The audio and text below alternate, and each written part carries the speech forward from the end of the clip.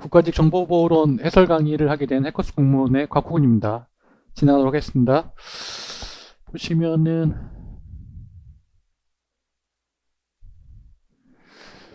일단 난이도가 좀 중상으로 이제 보고 있고요. 평이한 수준이긴 했는데 조금 안 풀리는 것들이 좀 있어가지고 중상으로 좀 잡았고요.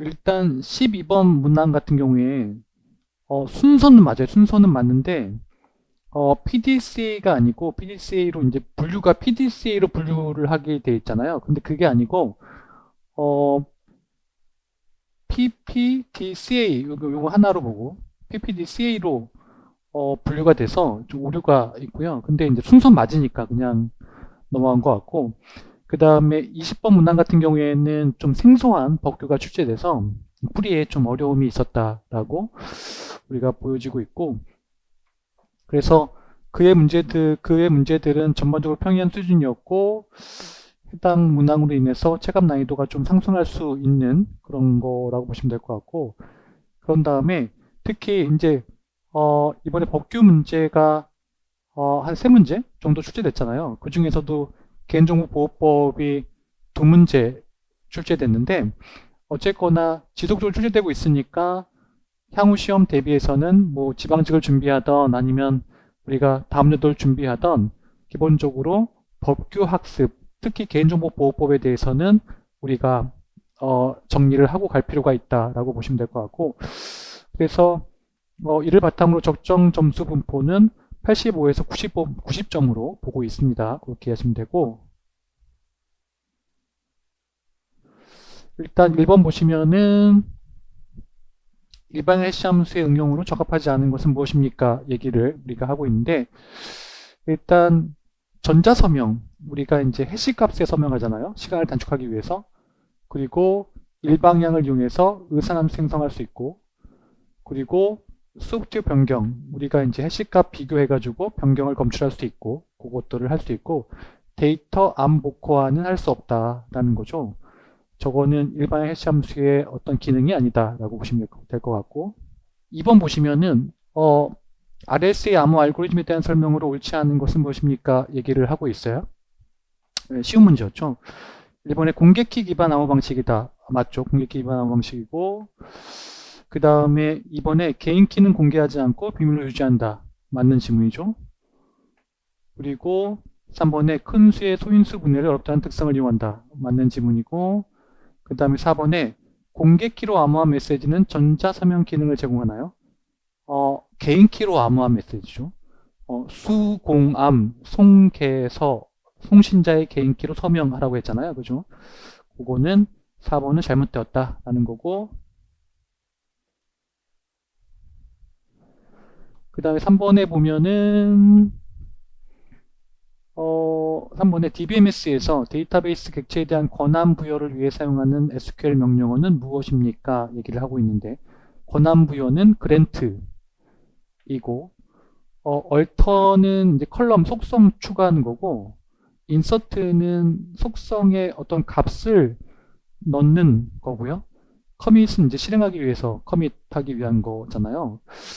그래서 완전 다른 얘기를 하고 있는 거고, 쉬운 문제였고, 그 다음에 4번도 완전히 고전적인 문제가 출제됐어요. 그죠? 자주 나왔던 문제. 그래서 4번에 SSL 버전 3의 레코드 프로토콜에서 응용 프로그램으로부터 획득한 데이터를 송신하기 위해 수행하는 과정을 순서대로 바르게 나열한 것은 무엇입니까? 인 거예요. 그래서 단편화, 압축, 맥, 암호화, 헤더.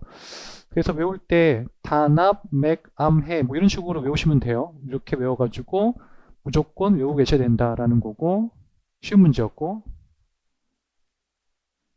그 다음에 5번에 보면은 조직의 자산 및 정보를 보호하기 위한 정보보호관리체계의 국제인증 규격은, 보시면 아시겠지만 일단 얘네들은요 다 보안 인증이에요.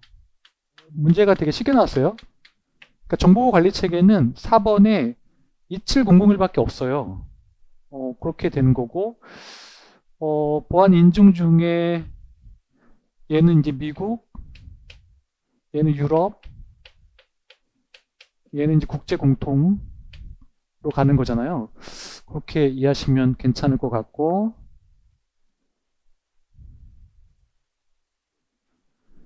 그 다음에 이것도 크게 이슈가 없는 건데 6번에 시스템 보안에서 사용자와 시스템 사이 또는 두 시스템 사이에 활성화된 접속, 활성화된 접속을 뭐라 불러요? 세션, 관리하는 거? 세션 관리. 거기 가는 거고,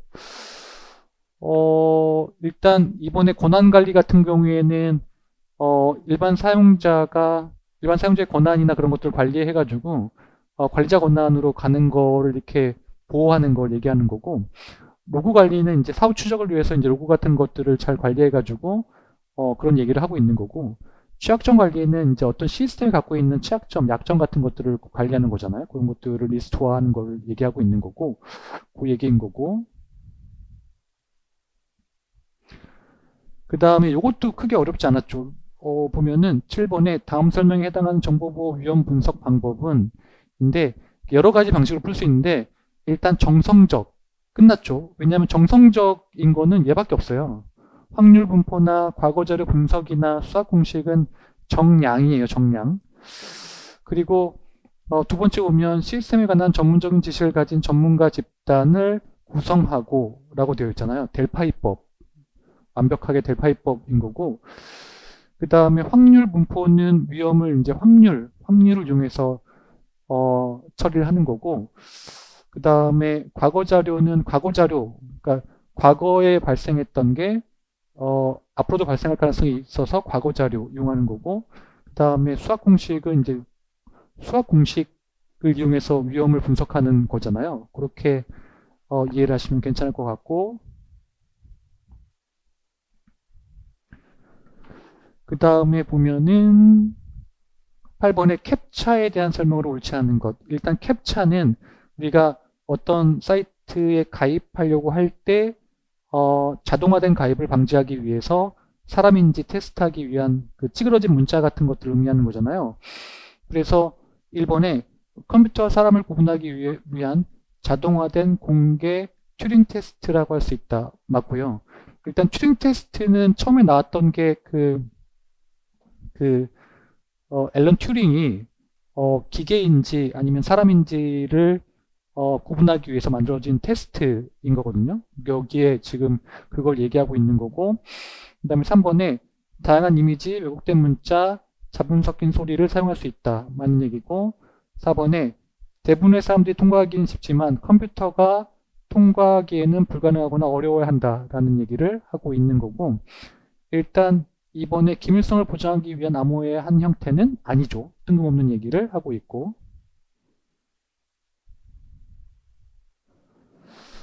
그 다음에 보면은 다음 설명에 해당하는 보안 솔루션은 인 거예요.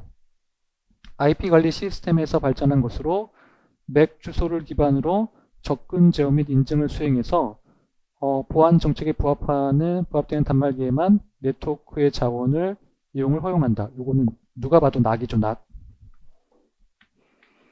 DLP 같은 경우에는 어떤 기업 내 정보가 유출되는 거를 방지하기 위한 거를 얘기하고 있고, 그 다음에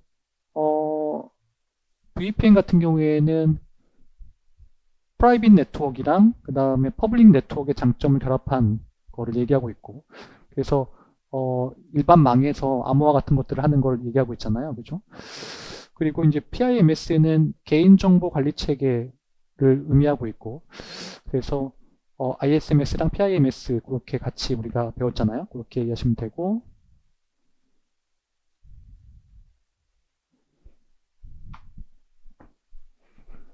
그 다음에 10번에 SSL 프로토콜의 구성 요소에 해당되지 않는 거를 찾고 있는 거잖아요. 요거 몇 번 나왔어요? 3번 이상 나왔잖아요. 그죠? 그래서 사용자 인증 프로토콜, 전송 계층 프로토콜, 연결 프로토콜은 SSH 프로토콜에 해당하는 거고요. 그 다음에 핸드쉐이크 프로토콜은 요거는 SSL TLS에서 사용되는 프로토콜이죠. 아무래도 잘못되었고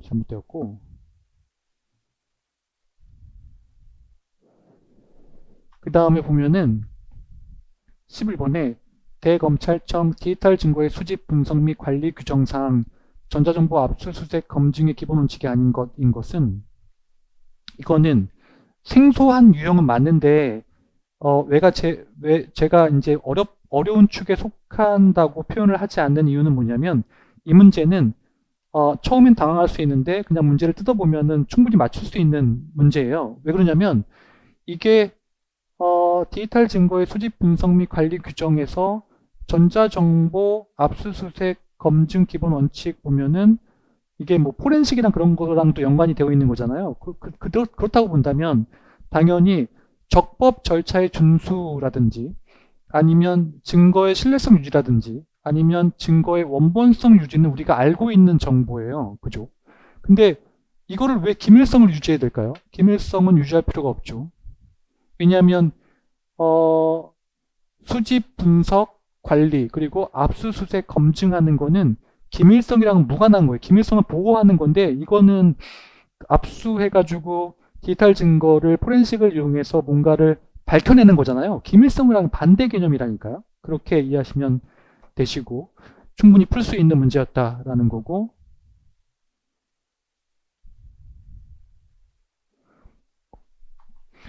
그 다음에 보면은 요게 이제 좀 문제인데, 12번에 국내 정보보호 관리 체계에서 관리 체계 수립 및 운영에 PDCA 사이클을 바르게 연결한 것은 무엇인가라는 거예요. 그래서 문제를 풀 수 있는 방법이 다양하게 있는데, 일단 ISMS-P에서 우리가 관리 체계 수립 및 운영 보면은 요 네 가지가 있거든요. 요 네 가지가 이제 원래 순서대로 나와 있는 거예요. 근데 문제가 헷갈리게 그거를 PDCA로 분류를 하라라고 얘기를 하고 있는 거예요. 근데 PDCA 분류가 잘못됐죠. 잘못됐어요. 그러니까 무슨 얘기냐면, 이게 P, 그리고 여기가 P, 그리고 여기가 D, 그리고 여기가 CA 같이 이렇게 되는 거예요. CA가 이렇게 되어 있는 상황을 얘기하고 있는 거다라는 거. 자, 문제를 다시 볼게요. 첫 번째, 문제를 풀 수 있는 방법은 관리체계 수립 및 운영, 우리가 ISMS-P에서 일부분을 우리가 외우고 있는데, 그 일부분에서 순서대로 되어 있는 거를 맞추라는 문제였다라는 거. 그렇지만 분류가 잘못되었다라는 거예요. 여기 보면 P, 여기 보면 다가 관리체계 기반 마련이 P 플랜이고요.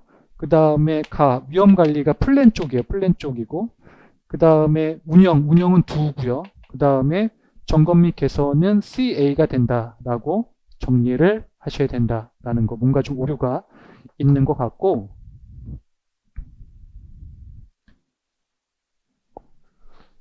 그 다음에 보면은 13번에 다음 설명에 해당하는 도스 DDoS 공격 기법은 무엇입니까? 라고 물어보고 있어요. 일단 순서 번호에 오류가 있어 조작된 IP 패킷 조작을 전송해서 이 패킷 조각을 전달받는 시스템의 IP 패킷 재조합 과정에서 오류가 발생되도록 하는 공격 기법.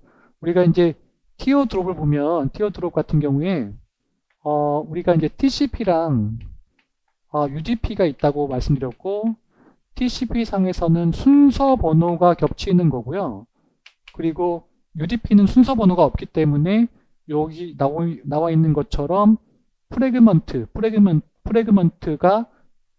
번호가 겹치는 거를 얘기하고 있다라고 수업 시간에 말씀드렸어요.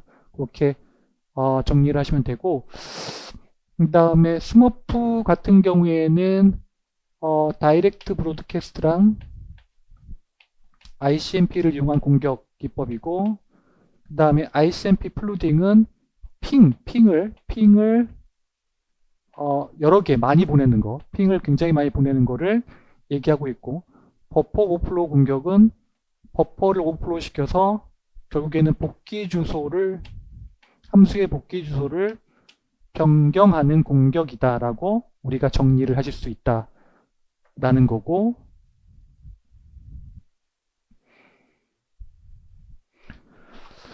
그 다음에 보면은 요 문제도 뭐 기출에서도 유사한 문제가 있었고, 그 다음에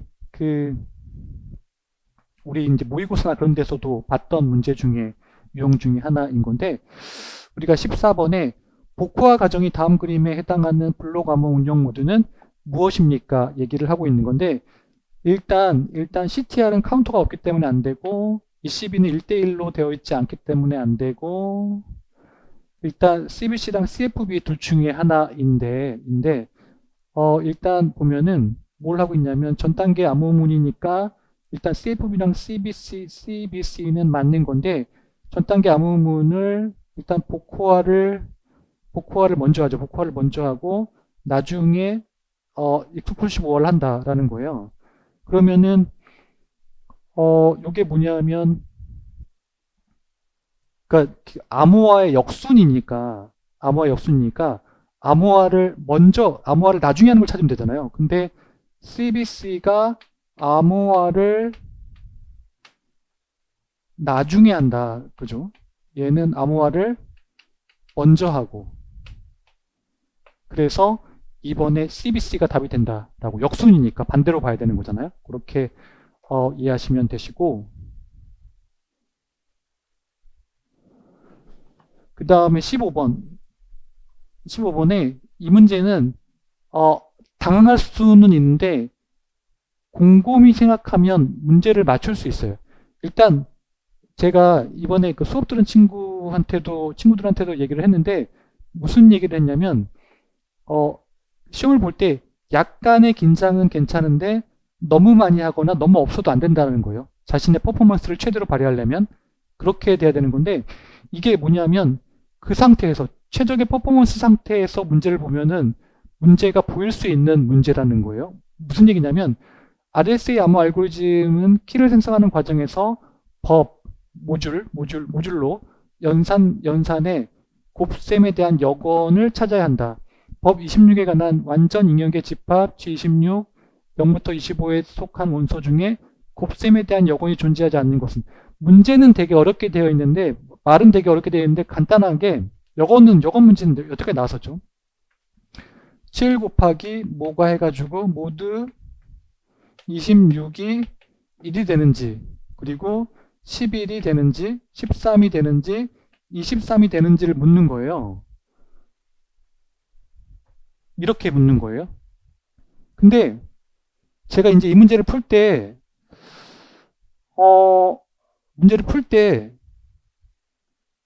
이렇게 풀어야 되잖아요. 이렇게 해가지고 이제 나오면 다음 거 넘어가고 이렇게 해야 되잖아요. 근데 아무리 생각해도 귀찮은 거예요. 아무리 생각해도 이걸 이렇게 문제를 풀라고 했을 리는 없을 거다. 왜냐면 시간도 없는데 이렇게 풀라고 했을 리는 없을 거다. 그래서 그 정신을 차리고 좀 더 쉽게 문제를 풀 수 있는 방법이 없을까 고민을 하다가 보니까 13을 보게 된 거예요. 13을 봤더니 얘가 26의 2분의 1이에요. 그러면 1을 곱하면 13이고 1을 곱하면 26이고 뭐 3을 곱하면 어쨌거나 26의 배수거나 2분의 1이 되기 때문에 절대 1이 나올 수 없는 구조인 거죠. 이렇게 문제를 풀라고 한 거예요. 그러니까 제가 다시 한번 말씀드리지만, 시험장에 가면 지문 사이에 언제나 힌트는 존재한다. 그 힌트를 이용해서 문제를 풀면 다른 사람보다 문제를 빠르게 풀 수 있다. 제가 누누이 강조한 거예요. 그래서 이렇게 문제를 푸시면 된다라는 거고요. 그 다음에 보면은 16번에 ISMSP의 보호대책 요구사항 분야에 해당하지 않는 것은 무엇입니까? 이거는 우리가 많이 했던 거인데, 일단 재해복구라든지 외부자 보안, 그 다음에 정책, 조직, 자산 관리는 포함되어 있는데, 정보주체 권리보호는 개인정보 처리 단계별 요구사항 그 밑에 부분에 파트 3에 있는 거잖아요. 요거는 잘못되었다라는 거고, 그 다음에 요것도 이제 어렵지 않았죠. 여기 보면은 17번에 가나에 들어갈 용어를 바르게 연결한 것은 무엇입니까? 얘기를 하고 있는데, IP색에서 가는 기밀성 얘기했으니까 AH는 안 될 거고 ESP일 거고, 데이터 발신 인증, 비연결 무결성 등을 제공하는 프로토콜이다. 이 프로토콜은 기밀성을 제공하기 위해서 대칭키죠. 공개키가 아니라 대칭키죠. 대칭키 암호 알고리즘을 사용해서 데이터를 암호화한다. 쉬운 문제였고요. 그 다음에 18번에 이것도 우리가 그 문제를 충분히 다뤘던 문제인데 헷갈릴 수 있는 거는 뭐 10년인지 3급인지 3년인지 요게 3년이고 요거를 헷갈릴 수 있는 거잖아요. 요런 것들을 제가 주의하라고 말씀드렸어요. 그죠? 그렇게 주의하셔야 되고. 그래서 18번에 개인정보보호법상 개인정보보호위원회 위원 자격 요건에 해당하지 않는 사람은 인 거예요. 그래서 1번에 공공기관 또는 단체로부터 추천받은 사람으로서 개인정보 보호 업무를 3년 이상 담당했던 사람 맞는 지문이고요. 3년의 동그라미. 2번에 개인정보 보호 업무를 담당하는 3급 이상 공무원의 직에 있었던 사람 맞는 지문이고요. 3번에 판사, 검사, 변호사 직에 10년 이상 있었던 사람 맞는 지문이고요. 그 다음에 4번에 대학 부교수 이상으로 3년이 아니라 5년 이상 재직하였던 사람인 거예요. 저거는 꼭 외워주셔야 하고요.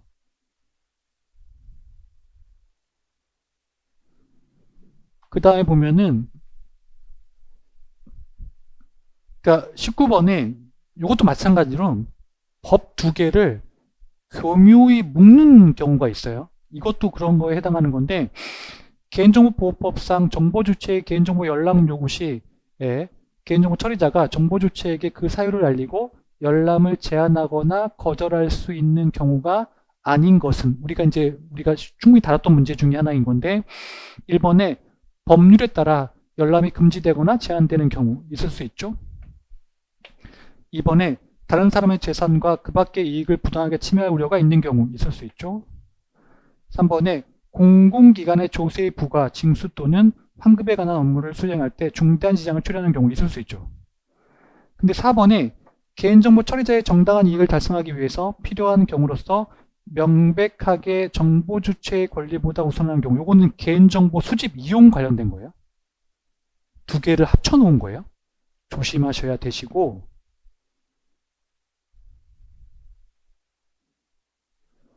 그 다음에 이제 요게 문제인데 20번에 뜬금없죠. 문제가 뜬금없어요. 보안관제 전문기업 지정 등에 관한 공고상에 보안관제 전문기업 지정 기준으로 옳지 않는 것은 인 거예요. 보면 이번에 자기 자본이 20억 원 이상일 것, 그리고 3번에 보안관제 수행능력 평가 기준에 따라 실시한 심사에서 70점 이상을 받을 것. 점수가 좀 낮죠. 점수가 좀 낮아요. 그리고 4번에 자격 기준을 갖춘 기술 인력을 15명 이상 보유할 것, 고급 기술자 3명 이상, 중급 기술자 6명 이상을 포함해야 한다라는 건데, 이 문제가 왜 헷갈릴 수 있냐면, 어려울 수 있냐면, 일단 법인 설립 이후 5년 이상일 것이 뜬금없는 지문은 아니에요. 그러니까 우리가 예를 들어서 뭐 국가에다가 어떤 거를 납품하려고 하고 어떤 거를 하려고 할 때 이게 법인 설립 이후 몇 년 이상을 보는 경우가 있거든요. 이게 뭐 3년을 보기도 하고 5년을 보기도 하는데 전혀 뜬금없는 지문은 아니었기 때문에 어려운 거예요. 그래서 이런 지문은 아예 존재하지 않거든요. 여기서는 보안관제 전문기업 지정 등에 관한 공고에서는 존재하지 않는데 일반적으로는 있을 수 있는 지문이기 때문에 어려웠다, 조심해야 된다라는 거, 그런 거를 이해하시면 되고, 아마 틀렸다면 요 70점이랑 아마 생각했을 때 두 개를 생각했을 때 그렇게 헷갈렸을 수 있다라고 우리가 보여지고 있는 거고, 그래서 이렇게 해설 강의를 이제 맞출 건데요. 일단 제가 이제 누누이 말씀드리지만 관련 법규는 포기하시면 안 돼요. 그래서 기본적으로 이제 지방직을 준비하던 다음 연도를 준비하던 법규는 꼭 안고 가야 돼요. 안고 가는데 나올 만한 법규들, 그리고 개인정보보호법 같은 경우에 필수로 외워야 되는 것들 있잖아요. 그거는 꼭 안고 가셔야 돼요. 그렇게 하시면 되고, 해설 강의를 마치도록 하겠습니다. 수고하셨습니다.